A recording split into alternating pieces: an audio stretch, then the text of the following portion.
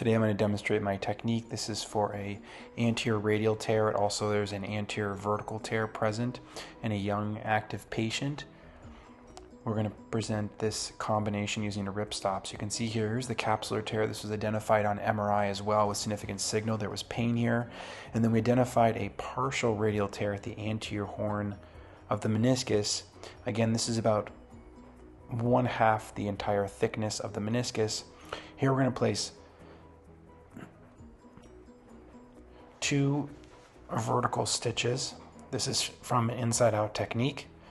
And we'll take a third one. This is going to repair both the vertical tear and will also prepare the ripstop technique.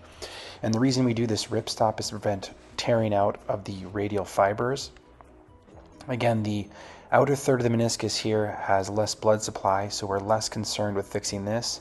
We want to help that tear to repair mainly at the blood supply area, as well as prevent it from further propagating, as this vertical and radial combination will be quite poor for this patient. You can see here the ripstop technique is done, and then we're going to go to the outside of the knee, make a small incision, tie it with the knee in extension. You can see we finally fixed this, and we have excellent fixation of the radial tear, prepared it to not propagate, as well as we prepared and fixed the vertical tear back. We're going to then microfracture the notch.